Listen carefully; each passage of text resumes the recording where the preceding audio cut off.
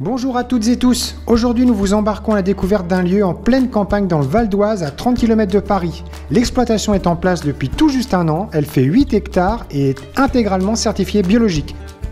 Vous y trouverez donc des plantes médicinales, des plantes aromatiques, des légumes, des fruits, des plantes sauvages et les produits transformés de la ferme tels que les tisanes, les confitures, les jus de pommes, etc. Mais également des journées découvertes, des ateliers, des stages, des rencontres. Je vous laisse maintenant aux côtés de Willy pour ce premier volet avec une belle visite de leur lieu au-delà de l'eau.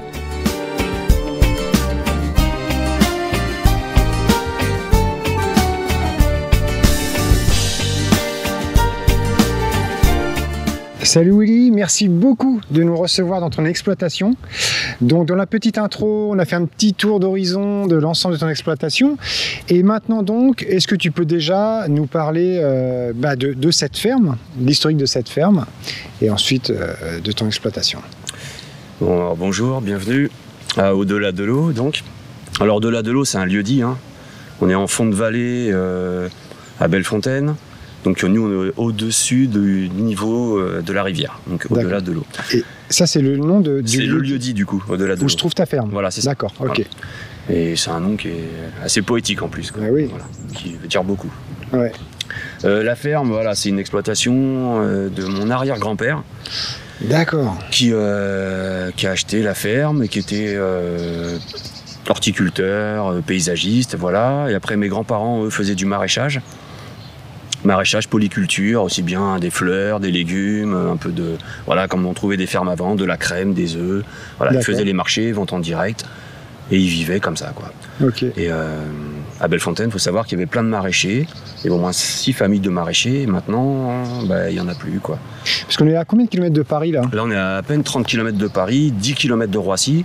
D'accord. Donc c'est la vallée de Lisieux, l'endroit. Ouais. Donc c'est un site qui fait partie du PNR Oise Pays de France. Ouais. Donc c'est quoi PNR? C'est Parc naturel régional. D'accord. Donc c'est une structure qui est très bien, qui essaie de mixer le développement économique, la préservation de l'agriculture. Voilà, c'est. D'accord. Donc c'est tout un territoire. Donc nous on fait partie de ça. C'est aussi la vallée de Lisieux, c'est un site inscrit, classé loi 1930. Ouais. Donc des sites à protéger. Ouais.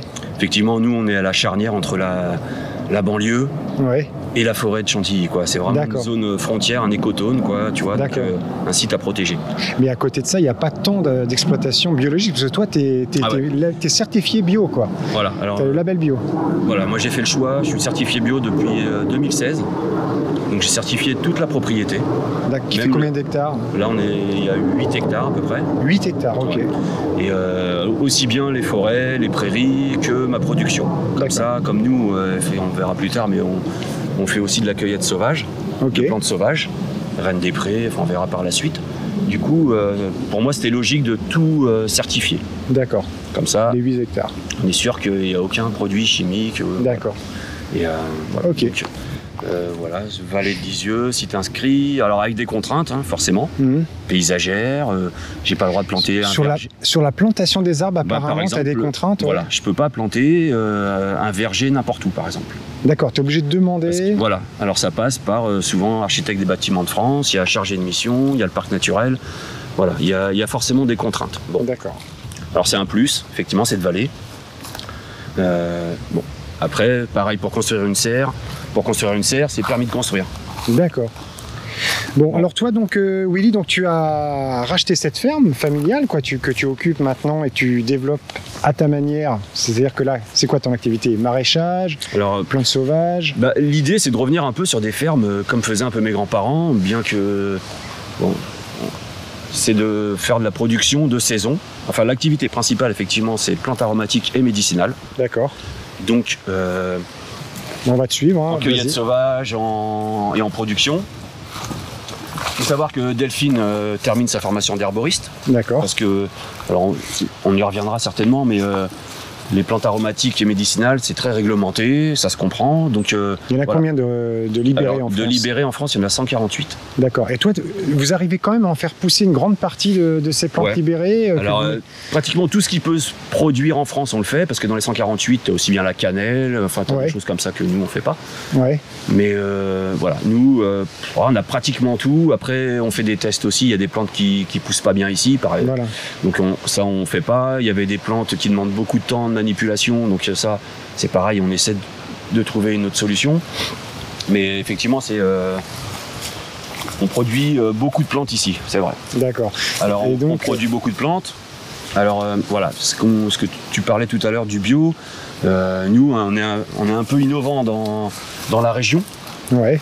Au niveau système d'agriculture, plantes aromatiques, on n'est pas vraiment une région où on trouve des plantes aromatiques, hein, c'est plutôt le sud de la France et aussi il y a le sud de Paris. De toute façon, en plantes aromatiques certifiées bio, vous êtes quasiment les seuls du Val d'Oise. De la région, de la région. Alors, du Val d'Oise, je pense que c'est sûr.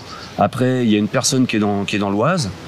Mais voilà, c'est pas vraiment développé. D'accord. Mais c'est quand même étonnant parce qu'on est dans une zone que tu dis protégée et finalement le bio n'est pas si présent que ça, quoi. L'agriculture bio n'est pratiquement pas présente en fin de compte. Alors surtout dans cette partie du Val d'Oise. Donc il y a des structures telles le GAP qui essaient de développer, redynamiser le bio. Mais effectivement en bio, en arboriculture, parce que je fais aussi un peu d'arboriculture, reprise de vieux vergers, pour les conduire en bio. Dont des grands pommiers. Il y a plein de vergers à l'abandon. Et vous faites aussi du jus de pomme. Voilà, alors l'année dernière on a fait du jus de pomme, qui était délicieux. Voilà, il y a une forte demande, c'est ça aussi qui est un peu contradictoire, c'est qu'il y a une forte demande en produits bio. Ouais. Tu sais, William, on peut continuer comme ça la conversation et puis en avançant tranquillement. Là, on est dans ta première serre, là. C'est une serre. Tu fais quoi ici? Alors, je fais principalement mes semis. C'est pour ça que j'ai fait des tables. D'accord. Ça, c'est pour arroser, c'est pas pour traiter, rassure-nous. Ouais. Non, mes semis, je les arrose vraiment. Bah écoute, là je vois une multitude de plantes. Donc qu'est-ce que tu as ici déjà par exemple? Alors là, j'ai de la mélisse. De la mélisse, ouais. La mélisse citron. Ah ouais. Qui pousse super bien dans la serre. Bon après ça c'est du blé qui a dû pousser qui était dans la paille. D'accord. J'ai mes tomates. J'ai encore des semis de ciboulette. Ça c'est de la ciboule de Chine. La ciboule de Chine? Ouais. Donc qui est plate, qui est plutôt une petite odeur d'ail, qui est superbe. Elle est vraiment délicate. Après là j'ai des salades qui poussent en spontané. Je laisse les graines et puis après ça pousse. D'accord. Là j'ai du gombo. Ça c'est du gombo. Ouais. C'est quoi cette plante? Gombo, c'est une plante africaine. D'accord. Ça fait un petit légume super sympa. Des fraisiers. Après, j'ai des fraisiers, donc ça c'est des vieilles variétés. C'est Madame Moutot. D'accord. Ça c'est un plant d'amourette. Donc l'amourette c'est la famille des hibiscus. Et on utilise la graine en cosmétique. D'accord. Des tomates, mes concombres, que je laisse après pousser. Voilà. Sur mes grilles. On les voit bien. Ouais, voilà. Super. Après il y a mes tomates qui vont. Bon, je suis un peu en retard au niveau des tomates parce que. On est quand même dans le nord de la France aussi. J'ai pas de serre chauffée, donc pour faire mes plants, je fais attention. D'accord. Donc là, parce que ça c'est une chose qui est autorisée, les serres chauffées dans le bio.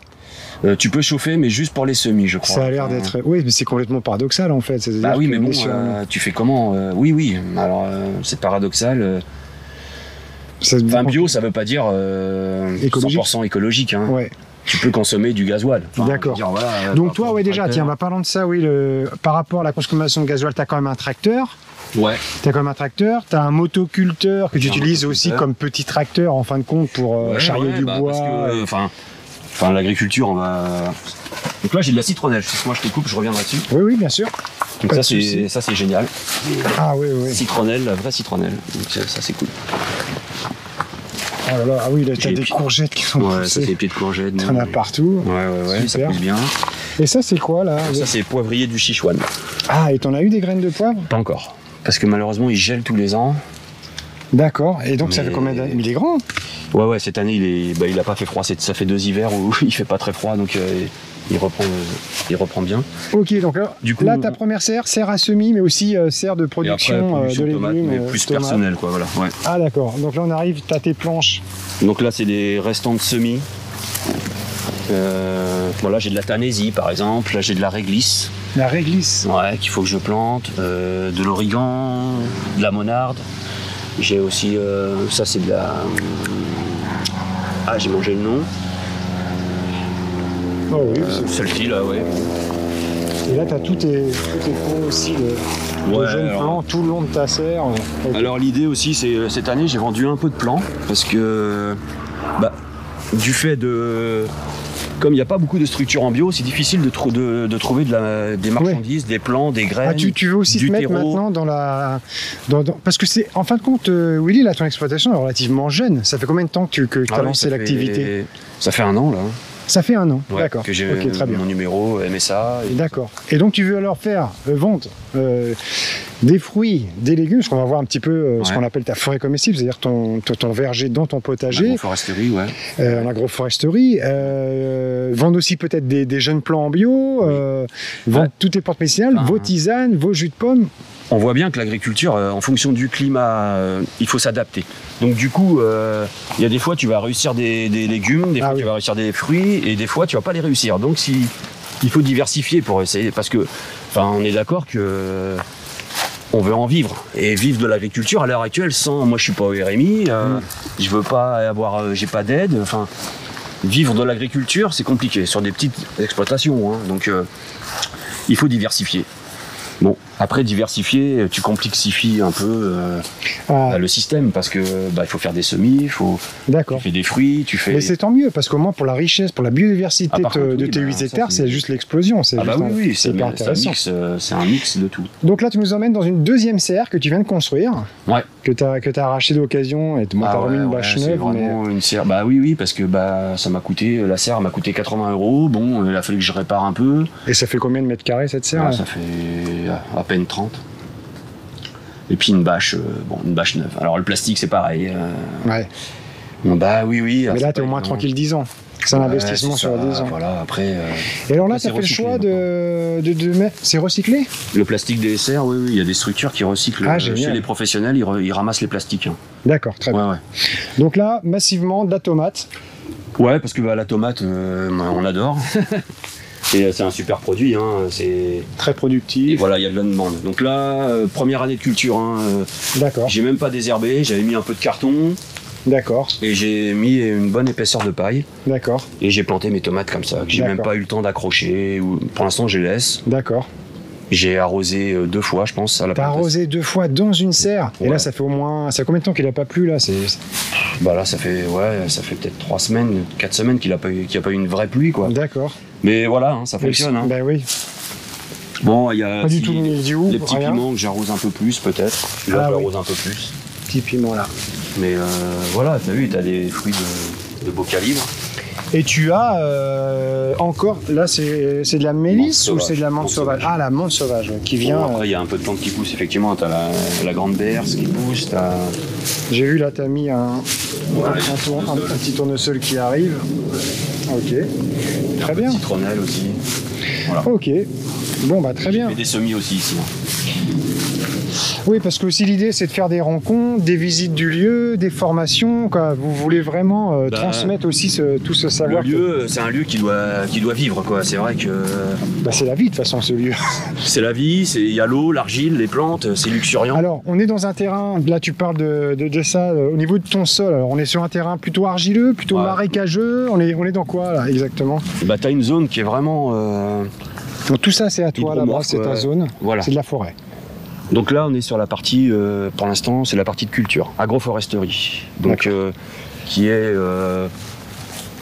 Alors, ce qui est marrant ici sur ce terrain, c'est que on change vraiment, rien que sur cette parcelle, tu vois, il y a au moins 3 zones différentes au niveau de l'eau, au niveau de la terre. En bas, on va être dans une zone très humide. Parce qu'il y a encore la forêt.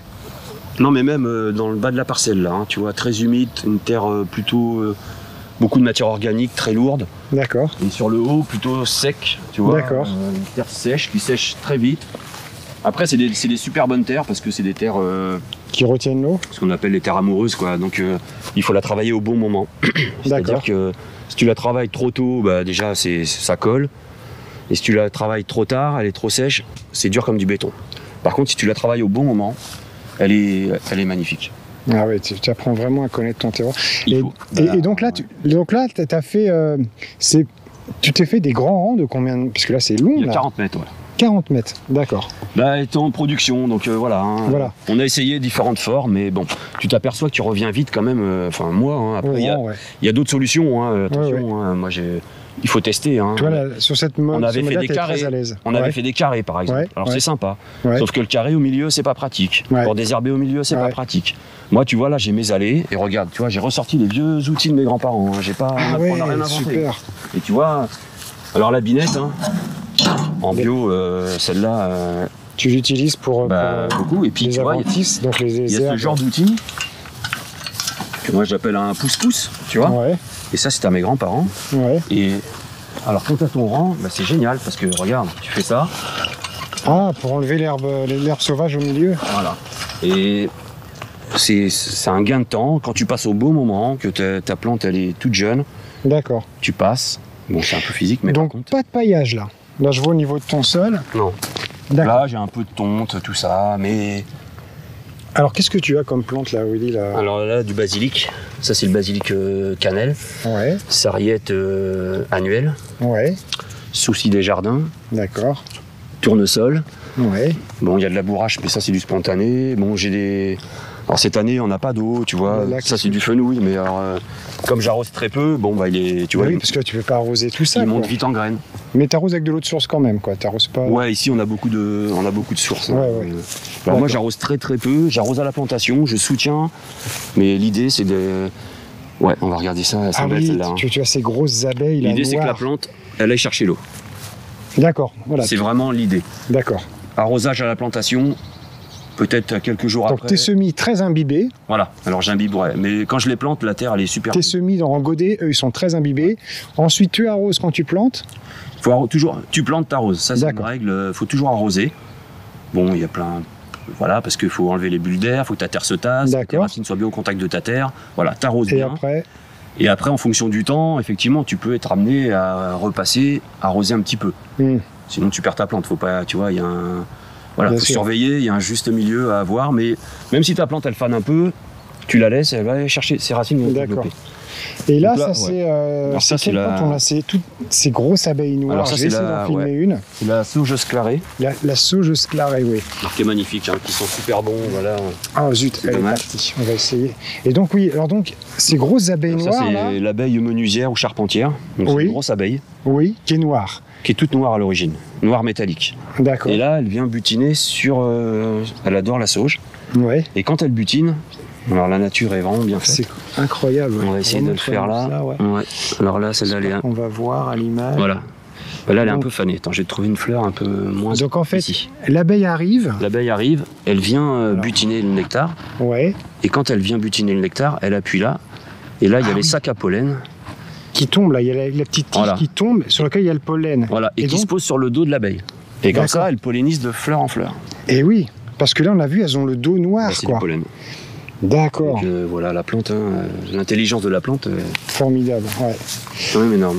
Ok, donc après on revient sur de la culture. Bon voilà, la cette année, avec le, voilà, j'ai dit je vais faire un peu de légumes. Donc bon, effectivement, j'ai acheté une bâche, j'ai testé, je suis pas fan. Hein, après... Cette bâche va te faire plusieurs années, est-ce que c'est durable? Il n'y a pas de... Enfin, moi, je suis pas dans la critique, tout le monde fait de l'agriculture comme on peut. Puis on expérimente. On expérimente, il faut quand même produire.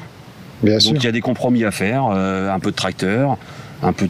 Voilà, parce que toi, tes légumes, tu les vends aussi dans les épiceries bio, quoi. Alors il y a épicerie bio, il y a vente en direct. Vous allez faire des ventes en direct à la ferme, vous avez fait une première. Voilà, donc l'idée c'est d'ouvrir une boutique, effectivement. Là, ça a pris un peu de retard, mais voilà. Et c'est pour ça que le complément légumes, fruits, tisanes, produits dérivés, c'est bien complet. Tu vois, ça va être super, ça, quand vous allez avoir votre boutique ici à la ferme, avec des visites et tout, ça va être super. Voilà. Bon, donc voilà, tu parlais du bâchage. Alors pourquoi as-tu bâché les courgettes? La courgette, déjà, c'est tout envahi par l'herbe. T'en as oublié. Non, mais ça, c'est pour les graines. Ah la vache. Là, j'ai pas arrosé, t'as vu? Là, il n'y a pas d'arrosage. Hein. La bâche, elle garde aussi l'humidité. C'est la taille de mon bras. C'est aussi l'intérêt de la bâche. C'est pour les mauvaises herbes. Les mauvaises herbes, les herbes sont mauvaises en fait. C'est un langage, tu vois, on l'utilise. Oui, on l'utilise, mais enfin quand ce sont les herbes sauvages, quoi. C'est des plantes qui accompagnent les cultures, elles sont utiles. Elles accompagnent. C'est ça. D'accord. Il faut les... Enfin, c'est pour ça qu'il ne faut pas être tout bâchage, tout paillage. C'est bien aussi qu'il y ait un mix de plantes sauvages avec tes plantes. Alors qu'est-ce que tu as là aussi? Là j'ai de la mélisse, j'ai la mélisse là. Mélisse citron. Mélisse citron, ouais. Ça c'est la plante curry là. La plante curry avec un goût de curry, c'est incroyable. Ouais, ça c'est assez énorme. Ça vous l'utilisez dans les tisanes Plutôt ça, on va faire des produits transformés avec. Ah Par oui. exemple, un bon sel avec une plante comme ça, voilà, ça peut être intéressant. Un petit tournesol. Ouais, tournesol. Bon, après. Voilà, tu as les cassis. Mélisse. Ici. Alors les cassis, ça on ramasse pour les tisanes, les feuilles. Ah, les feuilles de Moi cassis. j'ai fait de la confiture avec les fruits. Ouais. Mais c'est très bon. Ouais. Et les feuilles, ouais, alors c'est une variété spéciale feuille, feuille bourgeon. Ah, les bourgeons aussi, vous les... Bah on fait pas, mais il y a une grosse demande. Ouais. Très sucré. Après, donc là-bas, toutes tes fleurs blanches, là, qu'est-ce que tu as? On a de l'Achillée millefeuille. Ah oui. Alors toujours l'histoire de Achillée ou Achillée. Ouais, moi je dis Achillée. Bon. Voilà. Ouais, mais c'est Achillée. Parce que le prénom Achille, c'est Achille, c'est pas Achille. Donc l'Achillée millefeuille, donc ça, plante médicinale. Hein. Plante médicinale, alors très bien pour les règlements au niveau hormones féminines. D'accord. Donc c'est vraiment la plante reine avec la sauge. D'accord. Donc on a une tisane, voilà. Avec et ça soulage aussi les douleurs. Des règles. C'est ça. D'accord. Et donc la fleur. La fleur. Mais les feuilles se mangent apparemment, je crois. Ah ouais. Ouais. En salade, fort, quoi. Hein. Ouais. Donc là on a du thym citron. Thym citron, ouais. Alors bon, là cette année il manque d'eau et puis je l'ai pas trop bien désherbé, c'est vrai. Ok. Mais j'ai replanté des planches. Alors c'est ça, hein, même avec les vivaces, on refait des planches pour renouveler tes plantes. D'accord. Alors là-bas, tu as fait une petite zone entre guillemets sauvage, mais de toute façon on est dans le sauvage là, que tu peux nous montrer. Alors, j'avais planté les arbres fruitiers. Alors voilà, tu as mis plein de fruitiers, ouais. Qu'est-ce que tu as mis? Avec un petit dégradé au niveau des racines dans l'eau, on va dire. Ouais, c'est-à-dire? En haut, j'ai mis plutôt pêche, abricot. D'accord. Bon, les abricots ici, c'est compliqué. Nous, on est en fond de vallée, ils gèlent relativement souvent, tard. L'abricot, c'est une erreur. Ah, c'est pas idéal, d'accord. Donc l'idée, c'est peut-être de les greffer sur de la reine Claude, par exemple. D'accord. Mais parce que ils sont magnifiques, mais ils gèlent. D'accord. Après, j'ai des cerises. Ouais. Après, effectivement, et entre l'idée de l'agroforesterie, donc c'est toujours de mélanger les légumes, les plantes, les arbustes qui sont alignés. Voilà, il y a plein de cassis, il y a les rosiers de Provins, il y a les groseilliers qui sont sur les rangées d'arbres. D'accord. Donc les différentes strates. Voilà. Et le but, c'est vraiment de trouver un équilibre biologique. C'est qu'on soit sur un système équilibré. D'accord. Entre prédateurs, proie, voilà. Que quand il y a une proie, il y a le prédateur pas loin. Et que. Ben oui. Moi, j'apporte aucun produit phytosanitaire. Même en bio, on a le droit, des insecticides, des choses comme ça. Mais toi, non. Non, moi, le seul truc que j'apporte un petit peu, des fois, c'est de l'engrais. D'accord. J'achète, voilà. D'accord. Très peu. Et donc tes arbres, au niveau de la santé de tes arbres, en dehors de l'abricotier qui a un peu de mal, ça a l'air de bien se passer. Ouais, ils sont beaux, ils poussent vite. Donc dans ton exploitation, tu as aussi moutons, des poules pour tes œufs, tu as alors, en équidé, t'as quoi? Ouais, les moutons, c'est... là, je les mets pas trop, parce que ils ont tendance à manger un peu de plantes, notamment... Alors, mais tu sers à quoi les moutons les moutons, je les mets soit début de printemps, ils nettoient, ou après la saison, je les mets dans le verger. Pour désherber? Pour désherber. D'accord. Mais ton basilic et tout ça? C'est pour ça que je les mets en fin de saison. D'accord. Après, les moutons, ils mangent pas trop, il y a... Qu'est-ce qu'ils vont manger? L'achillée, ah oui. Le thym. Et après, je les mets pas en début de saison parce que quand tu plantes et qu'il n'y a pas encore les racines, les moutons viennent, ils tirent sur la plante et après ils te déracinent tout, quoi. Même s'ils mangent pas, tu vois. Donc, mais après, effectivement, je les lâche là, ou même les chevaux des fois. Mais... Donc tu as deux ânesses. J'ai deux ânesses. Et une jument frison. D'accord. Et un double poney. Et eux, ils te servent aussi à entretenir ta prairie? C'est de l'entretien. Parce qu'effectivement, il y a beaucoup de prairies et du coup, l'avantage avec entre les moutons, les chevaux, les ânes, ils n'ont pas du tout le même régime alimentaire. Donc, ils se complètent. D'accord. Ils vont manger, tout le monde mange différemment et c'est bien aussi pour la biodiversité au niveau des plantes. D'accord. C'est le bleuet. Ça, c'est le bleuet. Tiens, on entend les poules chanter là, donc c'est qu'il y a des œufs qui ont été pondus. On va se faire une omelette. Très bien, on va se faire une petite omelette. Et là, qu'est-ce que tu as? Ça, c'est de la ciboule de Chine. La ciboule de Chine, d'accord. Donc on a vu, là c'est de la livèche. La livèche, ouais. Donc c'est le céleri, donc ça on récolte les graines. Ouais. Pour tisane et je pense aussi faire des sels. D'accord. Avec des graines dedans. C'est assez puissant ça, donc un sel... Voilà, ça sel, un produit transformé, du sel parfumé. Ça fera un sel de céleri, tu sais, qu'on met et ça c'est super bien dans la cuisine. Et tout ça, on va retrouver ça sur votre site internet, sur les réseaux sociaux. Donc je vais mettre tous les liens au-delà de l'eau en descriptif de la vidéo pour que vous puissiez suivre. Il est assez actif. Le site internet, il y a une page, il faut qu'on le développe. Hein. Mais oui, à terme, c'est. Alors la vente par correspondance, pour l'instant, je sais pas trop. D'accord. Mais ça demande beaucoup de temps. Le coût du transport sur des petites quantités, c'est peut-être pas avantageux à voir. Alors, où est-ce que tu nous emmènes dans ta petite zone sauvage là? Ça c'était un plaisir que je voulais. Moi, c'était une zone. Alors, je fauche une fois par an. D'accord. Quand même. Et pas partout encore. Et de toute façon, on voit qu'on a peur que l'herbe envahisse, mais en fin de compte, là, c'est la hauteur maximum. En fin de compte, elle va se coucher après. Ah ouais. Après, il faut faire des petites rotations aussi, parce que tu as les plantes annuelles, tu as les bisannuelles et tu as les vivaces. Alors explique-nous rapidement ce que c'est qu'une plante annuelle, bisannuelle et une vivace. L'annuelle, elle va faire son cycle totalement. Elle pousse, elle fleurit, elle fait sa graine en 1 an. D'accord. La bisannuelle, elle va se développer en terre la première année, les racines, les feuilles, elle va prendre de la force et elle va fleurir la 2e année. Et après, elle meurt. D'accord. Donc et la vivace, elle va rester, tant que les conditions lui permettent, elle va rester. Tant qu'elle a ce qu'il lui faut dans le sol, elle se développe. Elle va faire des fruits, des fleurs tout le temps. Donc, c'est les arbres, c'est... Les orties, toutes ces plantes-là sont des vivaces. Les orties, c'est un peu particulier parce qu'elle a un gros système racinaire, mais voilà, c'est des plantes. Voilà, effectivement. Ça, c'est vraiment important de le dire parce que les gens ne connaissent pas tout le temps ces termes techniques. C'est vrai. Qui sont fondamentaux. Et donc, du coup, ça joue aussi sur ta rotation des fauches. D'accord. Si tu fauches tout le temps la même année, il n'y a pas de bisannuelle, par exemple. D'accord. C'est pas possible. Ah ouais. Il y a très peu de vivaces. D'accord. Ou des vivaces ras du sol. Donc ça, c'est intéressant de laisser une zone, tu la laisses 2-3 ans, après tu refauches, tu déplaces. Super. Ouais. Donc ça prend, c'est plutôt... Et donc là, qu'est-ce que c'est cette zone avec ces pierres rocailleuses comme ça, très sèches là? Tu travailles justement sur des... Ici, comme c'est un terrain, l'hiver, on est vraiment les pieds dans l'eau. Il y a certaines plantes qui n'aiment pas trop. Donc là, j'ai surélevé un petit peu. J'ai fait une rocaille. Là, on a de la joubarbe et de l'Edelweiss. Et elles vont te servir à quoi? C'est expérimental aussi, ça? C'est plutôt, c'est expérimental. Et puis, pour l'instant, je fais des essais. Très bien. Donc là, c'est une petite zone. Moi, je fais que des petits chemins. Donc là, il y a les serpents. Tu dois avoir pas mal d'orvées. Voilà, celle-ci, des faisans, tu disais aussi. Ouais, c'est toujours le même problème. Enfin, le problème. L'équilibre. Parce que du coup, j'ai des nichés de faisans, des nichés de perdrix. Là, là, les petits faisans et tout. Donc, bien sûr. Eux, ils grattent, ils mangent, mais bon, il faut trouver l'équilibre, tu vois, c'est toujours... Il y a du petit lapro aussi, tu vois, il y a plein d'animaux. Et tu as les sangliers. Ouais, alors ça, Ça, c'est une autre histoire, tu as des sangliers. Ouais, ça, c'est un peu problématique. Le véritable Gaulois que tu es. Ouais, ils viennent et... Alors ça, tu as été embêté l'hiver.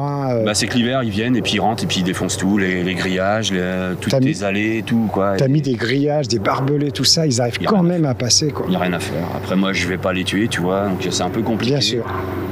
Bon, c'est un problème national, le sanglier. D'accord. Ok. Il fait partie de la biodiversité, il fait partie de la région. Il y a une gestion, on pourrait revenir là-dessus, mais il y a une gestion qui n'est pas très claire. Ils en lâchent aussi pour la chasse ou c'est un super gibier de chasse, donc il y a beaucoup... Enfin bon, bref, c'est un débat qui est... Mais alors, où va-t-on là? Donc là, dans ma zone sauvage, j'ai laissé... Donc là, c'est l'herbe, mais alors là, on rentre... L'acteur principal de cette zone, ça a été quand même ce pommier. Ce pommier qui est énorme et qui est rempli. Voilà, qui est issu... Enfin, il y en a deux, qui est issu de pépins, et les pommes sont vraiment très bonnes. Ah, c'est des plantes sauvages, c'est des pommiers sauvages. Spontanés. Spontanés. Mais par contre, c'est très difficile d'avoir des bonnes pommes. Donc, tu en as un premier ici, et tu en as un gros. Mais alors là, ils sont énormes et remplis de pommes. Vraiment, cette année, là, ça va être l'abondance totale, quoi. Donc deux pommes totalement différentes. Ah, c'est 2 variétés de pommes, c'est pas les mêmes? Tu n'as pas de variété, en fait. C'est au-delà de l'eau. D'accord. Tu vois, il n'y a pas de... Bon, il y a des petites similitudes avec des variétés existantes, forcément. Ouais. Mais ça, c'est le pommier que tu trouves... sauvage comme à l'origine dans le Kazakhstan, tu vois, c'est vraiment le pommier sauvage qui devient énorme, c'est un arbre, quoi. D'accord. Alors là, on a un petit panneau qui nous annonce que tu as aussi des petites abeilles. Ouais, alors ça, les ruches, c'est plus par passion, c'est vraiment pour polliniser mes arbres. Voilà, on en voit une ici. Ouais, alors c'est très compliqué, l'apiculture, moi je suis... Bon. Ok, on va laisser tranquille, on va peut-être... on peut passer, on peut passer, Ouais, on peut passer. On va laisser tranquille. Cette année, on aura un tout petit peu de miel. Ah, c'est intéressant. Après, il faut leur laisser pour qu'elles fassent l'hiver. Ah oui, les branches commencent déjà à toucher le sol. Hein. Ouais. Tellement il y a des pommes. Ok. Ah tiens, on voit tes ânes. Donc t'as voilà. quoi? T'as cerises et coccinelles. C'est deux femelles. Cerises et coccinelles. On va s'en approcher. Et donc là, qu'est-ce que tu as encore au lit? Alors j'ai de la moutarde que j'ai mis aussi en engrais vert. Et puis donc c'est avec ces graines-là qu'on fait la moutarde. Voilà, je vais essayer de faire un peu de moutarde. Super. Bon, plus pour moi, pour découvrir. Après il y a le chardon-marie. Chardon-marie, ouais. Donc lui, il n'est pas libéré, mais... C'est une plante quand même très... C'est une super plante qui est magnifique. Et puis très efficace, apparemment, qui agit sur le foie, quoi. C'est une plante qui sauve beaucoup de gens au niveau du foie. Ouais, c'est assez puissant. Pour nous, voilà. Après, j'ai un peu de persil. Alors cette année, j'ai pas réussi mon persil. Il y a des plantes, ça va pas germer, ça va pas pousser, il n'y a pas eu assez d'eau. Il est pas très beau. D'accord. Alors que les dernières, pas assez d'eau, ça aime l'eau hein, quand même. Oui. Bah, oui. Ça aime l'eau. Bah, tu sais, marais, maraîchage, on est quand même beaucoup de légumes aiment bien avoir les pieds dans l'eau. Enfin. Bon, là, c'est des blettes. C'est des blettes. Après, on a la camomille là, bon, ça on a bien récolté. Hein. Ah oui, ça c'est très. Donc ça c'est la matricaire, hein, donc super plante. D'accord. Après on a l'amande poivrée. L'amande poivrée, les capucines ici. Capucine, pareil qui manque un peu d'eau. Hein. Ouais. Et c'est des belles fleurs très bonnes, comestibles et très bonnes. Donc ça, on voulait tu sais pourquoi la capucine? On voulait faire des essais dans les tisanes justement. D'accord. Mais coucou. Ok. Ensuite... là cette année beaucoup de quetch, tu vois. Les quetch, ouais. Ah ouais, là, ton arbre, on est plein. Bah, j'en ai vu plusieurs, t'en as d'autres même là-bas. Ouais. Ah ouais, là, vraiment bien rempli là-bas aussi. Donc après, les cerises par exemple, j'en ai pas mangé une seule, tu vois, il y avait la rouge de la cerise. Ah ouais. Il y a des petits parasites comme ça en ce moment qui sont un peu... Et là, tout ça, c'est un rang de menthe? Ça, c'est de la menthe, ouais. De la menthe poivrée? Ouais. Ah oui. Ah ouais. Donc ça, pour les tisanes. Donc là, c'est un peu la fin, tu vois, elle attrape la rouille. Hein. On a bien récolté quand même. Hein. D'accord. C'est la rouille hein, quand les feuilles sont comme ça. Ouais. Bon, elle aime pas. Mais il faut peut-être la tailler, plus on la taille, plus elle se régénère. On l'a vraiment taillée, hein, mais... Ouais, mais c'est très abondant, ça. Ouais, ça y est. Et donc, tu fais la rotation des cultures, c'est-à-dire que l'année prochaine, ici, tu vas pas mettre... La menthe, si, je la laisse 2 ans. Parce que, bon, là, elle est propre, hein, tu vois, elle est relativement propre. Hein. Bon, tu passes souvent désherbée. Mais la menthe verte, par exemple, là-haut, au bout de 2 ans, 3 ans, il y a vraiment beaucoup d'herbes. Et après, pour ramasser, c'est pas pratique, tu vois, parce que si tu dois prendre brin par brin... Après, c'est ça aussi, hein, faut optimiser le temps. Hein, ce qu'on fait là, ça prend beaucoup de temps. Donc, il faut trouver des techniques, il faut se faciliter le travail quand même, hein, parce que c'est physique, c'est fatigant. Bien sûr, puis t'as énorme, quoi. Tout un espace cultivé, il est énorme. Et puis, à un moment, si tu veux en vivre, voilà, il faut avoir du rendement. Aujourd'hui, pour cultiver, tu es pratiquement tout seul, en fin de compte. Ouais. Et là, donc là, t'as même de Tintintin et t'as du kénopode là qui pousse. Ouais, alors ça, je l'ai laissé. Hein, Kénopode, donc plante sauvage comestible. Kénopode, en salade et tout ça. Et bon, moi, je vais le biner après. Tu vois, l'arrache, comme ça, il me sert d'engrais aussi. Hein. Donc là, on voit tout ton espace ici boisé, quoi. C'est quoi ces arbres, Willy? Alors ça, c'est des aulnes. Des aulnes glutineux, ouais. Alors ça, c'est typique fond de vallée, hein. Ça aime bien l'eau, ça. Et on n'a pas parlé de ton passé, toi, Willy. Toi, t'as étudié, t'as fait quoi comme études? J'ai un BTS en gestion et protection de la nature. Oui. Donc c'est un BTS agricole. D'accord. Donc ça me sert bien actuellement, tu vois. Aujourd'hui, tu es agriculteur, toi, en tant que statut? Je suis agriculteur. D'accord. Et après, j'ai fait un diplôme universitaire en ingénierie des milieux aquatiques et corridors fluviaux. Alors c'est quoi? T'apprends à gérer plutôt un bassin versant dans sa globalité. D'accord. Et après, les milieux humides. Et c'est vrai que j'ai étudié beaucoup, t'es passionné de ça, l'écologie, les plantes sauvages, j'en ai fait longtemps et c'est une passion. Voilà, la nature, quoi. Et après, j'ai travaillé... j'ai monté un projet de boutique équitable, de commerce équitable, à l'heure du boom du commerce équitable. Alors maintenant, c'est fini, on peut plus parler. Mais c'était un rêve d'ouvrir ma boutique et de voyager, de rencontrer des artisans. Voilà. Très bien. Et après, j'ai travaillé longtemps dans le maraîchage, dans plein d'expériences, toujours en agriculture biologique par contre. Ok, donc ça c'est la camomille. Donc là c'est une autre variété de camomille. Voilà. C'est la romaine celle-là. La romaine. Donc elle est vivace, alors que la matricaire n'est pas vivace. D'accord, ok. Et là tu te lances dans des céréales un petit peu là. Mais j'aimerais bien faire ma farine quand même un jour. Hein, parce que... Et ça, c'est quoi? C'est du blé? Ça, c'est du blé. Alors, c'est blé rouge de Bordeaux, une vieille variété. Blé rouge de Bordeaux? Ouais, des super épis. C'est magnifique. Et là, pareil. Des grandes pailles, tu vois. T'as pas arrosé, quoi. J'ai pas arrosé, mais. T'as pas arrosé, c'est pas paillé, la terre est à nu et ça pousse bien quand même. Ouais. Donc là, tu veux faucher à l'ancienne.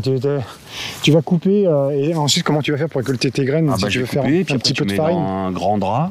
Ouais. Et puis bah j'ai pas de fléau, mais à mon avis je vais en trouver sur d'occasion parce que les gens les vendent, ils s'en servent plus. Ouais. Tu bats. Ouais. Et puis après j'ai un vieux tarare là. Les taras, c'est ce qui permettait de. Ça fait du vent, ça secoue tes graines et puis ça enlève l'enveloppe et ça te laisse que la petite. Mais ça, on pourra venir découvrir ça dans l'exploitation quand vous aurez mis en place les visites, les ateliers. Ce sera vraiment formidable quoi. Pour les Parisiens, pour les gens qui habitent dans la région, c'est ça, il y a une forte demande. Hein. C'est pareil, le jus de pomme. Ah oui. Voilà. Jus de pomme, je l'avais goûté l'année dernière, mais c'était juste. Parce que vous aviez sélectionné les pommes. Bah, en fait, c'est ça. Oui. Si tu mets des pommes trop malades avec de la tavelure par exemple, bah, ça développe de l'amertume, c'est pas très bon. Les pommes pourries, c'est pas très bon. Donc nous, on avait ramassé que les belles pommes, tu vois. Ah mais ça changeait tout au niveau du goût du jus. Ouais. C'était dingue. Et bah ça, c'est pareil, on fera des ateliers jus de pommes. Ah ouais, très bien. On va suivre tout ça sur le site, sur les réseaux sociaux d'Au-delà de l'eau. Donc là, une grosse zone de pommes de terre. Tu en as déjà ramassé, récolté une bonne partie. Ouais, voilà. Donc pommes de terre, mais ça c'est plus consommation personnelle et puis vente à la boutique, quoi. D'accord. Là, on arrive encore de la menthe. Qu'est-ce que tu as? Ouais, bah tu vois, c'est une nouvelle planche de menthe poivrée. 40 mètres de menthe poivrée. Donc là, quand tu coupes, voilà. Donc là, tu vois, elle est moins malade. Tu vois, elle a pas la roue. Elle est de cette année, celle-là. D'accord. Donc c'est pour ça que c'est intéressant aussi de renouveler tes planches, tu vois. Voilà. Puis ça, c'est délicieux, ça. Ah oui, on a l'impression de manger un chewing-gum. Ouais. Et ça, c'est là, c'est encore des céréales, c'est de l'avoine. Ouais. Donc j'ai fait un test pareil. Plutôt concluant, plutôt bien. Ouais, c'est pas mal. Pas trop de mauvaises herbes parce que. Alors l'idée aussi, je fais beaucoup de faux semis. C'est-à-dire un grébert? Non, un faux semis, c'est tu prépares ton sol pour semer ou pour planter, mais tu le laisses à nu. Idéalement, il faut qu'il pleuve et tu as toutes les mauvaises graines, on va dire, entre guillemets, qui germent.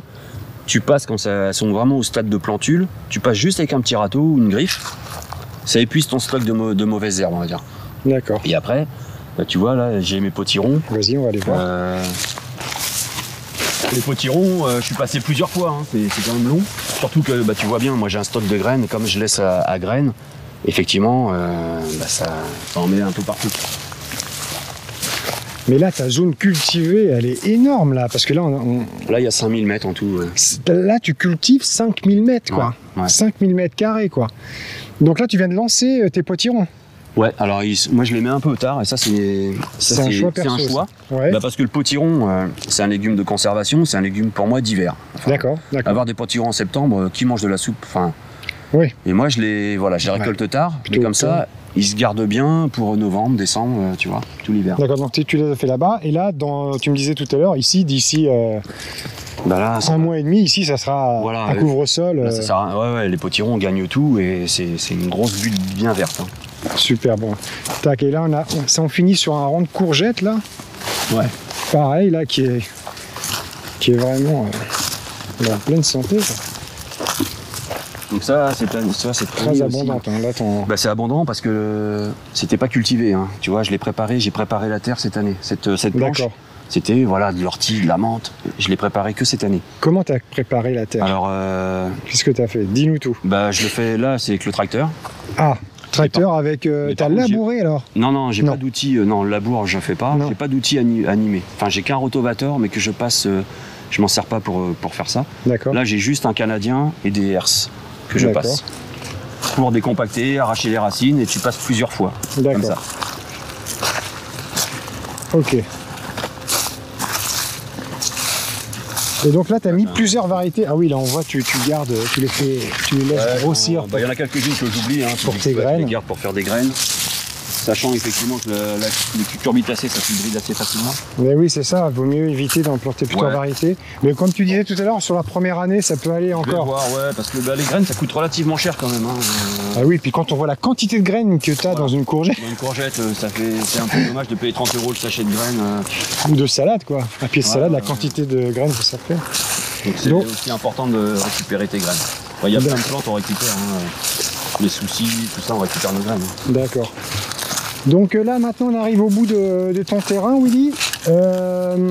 Et là ce qu'on va faire, on va couper la caméra parce qu'il va falloir qu'on passe dans un espace pour aller dans la zone encore plus sauvage, proche d'un étang, et tu vas nous parler un petit peu de cette zone-là. On va se retrouver directement à l'intérieur. Ok, ça marche. Donc on se retrouve dans la deuxième partie de ton terrain, là, qui est en dehors de tes 5000 m² cultivés. Et là, on voit donc des espaces comme ça complètement. Donc là, c'est vraiment la végétation spontanée, sauvage. Et là, qu'est-ce qu'on voit là donc, typique. Alors ça, c'est une super plante, c'est la consoude officinale. Hein. Consoude officinale, ouais. Énorme. Hein. Ouais. Donc une menthe sauvage. Menthe sauvage. Alors pareil, les menthes, elles s'hybrident vite entre elles. Hein. Ah donc, oui. Voilà. Et c'est très mellifère, hein, t'as vu. Mais la quantité de pollinisateurs, c'est dingue. Ça, c'est ça. Hein. Faut pas faucher tout le temps parce que du coup, t'aurais pas ces fleurs, ces plantes en fleurs. Voilà, donc là on rentre dans ta forêt. Ouais. Donc autant dans ta zone cultivée, tu as des poiriers, des pêchers, des abricotiers, des pommiers. Là, on va plus avoir de fruitiers du tout. Là, on est vraiment dans une zone. Là, il n'y a plus de fruitiers, non, parce que plus aucune culture comestible. Il y a les orties, toutes les plantes sauvages, mais qu'est-ce que tu vas pouvoir nous montrer? Parce que donc vous voulez proposer on a aussi... ramassé beaucoup de l'ortie. Hein. Voilà. On a ramassé beaucoup d'ortie. Ça, c'est une plante. Et ici, elle pousse il y en a partout. Merde. Et là, en plus, sur ces 8 hectares, tu es pratiquement le seul à proposer tout ça en bio, quoi, certifié biologique. Ouais, c'est vrai que c'est dans le sens où... Parce que tu peux faire de la cueillette sauvage. Alors c'est quoi le problème de cueillir des plantes sauvages? C'est que tu sais pas ce qu'il y a eu dessus avant. Voilà. Alors bon, après on part sur l'intelligence des gens. Hein. C'est sûr que tu vas pas les cueillir si tu fais des tisanes le long d'une route. D'accord. Mais il y a quand même tu sais pas ce qu'il y a eu avant. Donc c'est toujours un peu compliqué de... Et parce que la plante sauvage peut emmagasiner certains métaux lourds, quoi. Oui, tu sais pas le passé des terres, forcément. Enfin, moi, même si je connais bien les terres ici, mais bon, il y a beaucoup de grandes cultures, il y a... Voilà, donc... L'agriculture chimique, quoi. Oui. Du coup, nous, on ramasse toutes nos plantes sauvages sur le domaine, et effectivement, tout est bio, quoi. Donc, tout est bio dans le sens où c'est normal que ce soit bio, mais au moins il n'y a pas eu d'intrant chimique. Voilà. Il n'y a jamais eu d'intrant chimique. C'est ça. C'est ça, parce que ça fait 3 générations, il n'y a jamais eu d'intrant chimique. Il n'y a pas de culture, ça a toujours été des prairies. Donc voilà, et là tu vois, on passe encore à une autre prairie un peu différente. C'est pas du tout la même végétation. Donc là, la reine des prés qu'on ramasse beaucoup. Où ça, la reine des prés? Alors c'est les fleurs blanches là. Tiens, vas-y, tu vas nous montrer. Il y a le patoire chanvrine, on ça on ramasse pas. Tu peux l'utiliser en plante tinctoriale. Et là on arrive derrière une cabane là. Donc c'est quoi cette cabane? La cabane de mon arrière-grand-père qui avait fait son petit lieu et qui faisait son cidre ici. Il y a plein de bouteilles là-bas. D'accord. Donc l'idée ça serait de la remettre parce que moi petit je dormais dedans. Ouais, tu voudrais. Ah oui. La remettre en état. Une forêt comme ça. On a un projet aussi de peut-être voir une cabane dans les arbres. D'accord. Dans les 2 gros chênes là, tu vois. Donc bon. D'accord, donc là on continue à s'enfoncer, on arrive près d'un étang, il y a une source d'eau là, c'est quoi, la rivière? Non, en fait, mon père avait creusé un étang, tu vois, on voit encore la forme, sauf que on l'a pas entretenu et il s'est envasé. D'accord.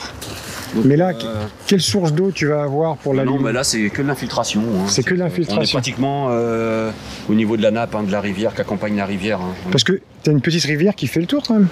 Alors il y a un ruisseau, il y a la Cressonnière qui descend derrière, et puis il y a la rivière Lisieux qui passe là-bas. Vraiment au bout de ton terrain. Voilà, c'est ta limite. Ouais. Et en fait, là-bas tu faisais de la culture, tu cultivais quelque chose dans cette... J'ai fait du cresson. Ah, tu as fait du cresson. Sauf que cette année, les sangliers m'ont cassé tous les barrages et sont venus vraiment dans le cresson. Donc j'ai pas fait de cresson cette année. Mais Bellefontaine, il y avait des cressonnières un peu partout. Ah d'accord. Donc c'est une activité qui se relance un petit peu. Moi j'aurais dû en faire, mais comme ça pour le vendre, tu vois, à la boutique. Mais il y a une demande par contre effectivement du cresson. Donc ça c'est la reine des prés. Alors donc voilà, en termes de cueillette sauvage, montre-nous la reine des prés. Donc voilà, prends celle-là, elle est belle. Alors qu'est-ce que tu en fais de la reine des prés? Alors nous on ramasse, tu trouves souvent la reine des prés à vendre en magasin, mais nous on ramasse que la fleur. Hein. Voilà, on met pas de feuilles ni de tiges, parce que souvent, c'est vrai que tu vois, ça pèse rien, c'est long à ramasser. Et c'est une plante qui est, il y a de l'acide salicylique dedans, l'aspirine. L'aspirine? Ouais. D'accord. Comme le saule. D'accord. Et c'est utilisé aussi en gâteau. Ça a une odeur de miel, un peu vanille, c'est délicieux. Ah oui. en pâtisserie. Oh là là. Et en tisane, c'est délicieux. Magnifique. Franchement, en tisane, c'est top. Donc toi, ta reine des prés, comme beaucoup de plantes, en fin de compte, tu la ramasses tout simplement dans tes prairies sauvages. Bah ouais, on ramasse tout à la main. Là, la reine des prés, il faut passer pratiquement tous les jours. Ah ouais.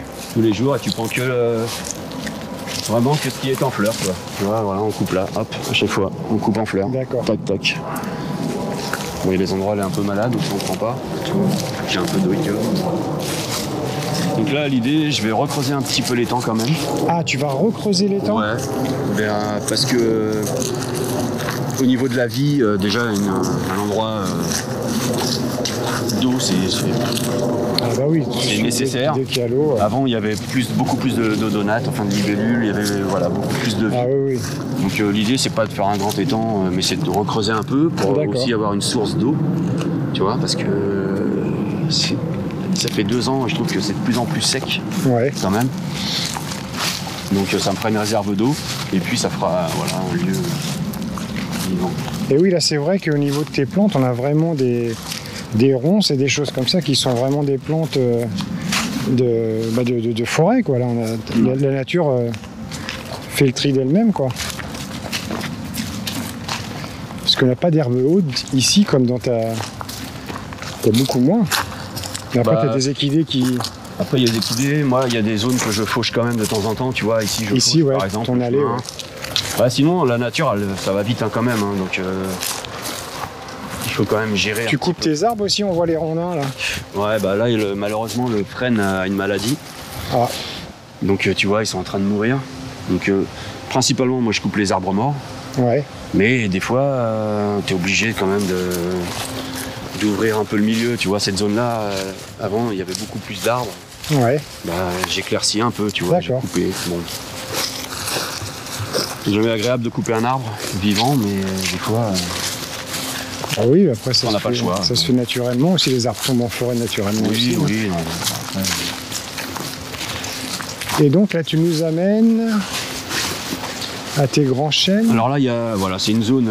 alors, je laisse souvent des tas de bois comme ça, morts. Ouais. Donc ça, c'est important aussi. Il y a une zone que je suis en train de... C'était une prairie. Ouais. Et je suis en train de la transformer pour produire. Ah, tu veux la cultiver? Je veux la cultiver. Parce que en surface, 5000 mètres, c'est pas beaucoup non plus. Hein. C'est pas assez. Pour le maraîchage, tu veux dire. Pour le maraîchage, là, on parle de maraîchage. Même les plantes. Hein, même tes plantes, ouais. Il faut monter en capacité au niveau production. Hein. D'accord. On n'a pas assez. D'accord. Donc... alors là, c'est un gros travail parce que c'est pareil, hein, j'ai pas utilisé naturellement d'herbicide, hein, mais je suis passé plusieurs fois avec le tracteur, décompacter le sol, épuiser le stock racinaire, j'ai fait je passe plusieurs fois pour faire des faux semis encore. Donc c'est une partie qui est pas très belle là, hein, c'est minéral, donc là je vais semer un engrais vert par contre. Tu vois, je vais semer une facélie je pense, vers le sol. Ouais. Donc dès qu'il va se mettre à pleuvoir un peu, je vais semer. Donc, ah ouais, mais là t'as 10 000 mètres carrés. Non, là il y a 5000 pareil. Ah bon, d'accord. Ouais, c'est grand. Hein. Ah ouais. Mais pareil, il y a une terre qui a jamais été exploitée.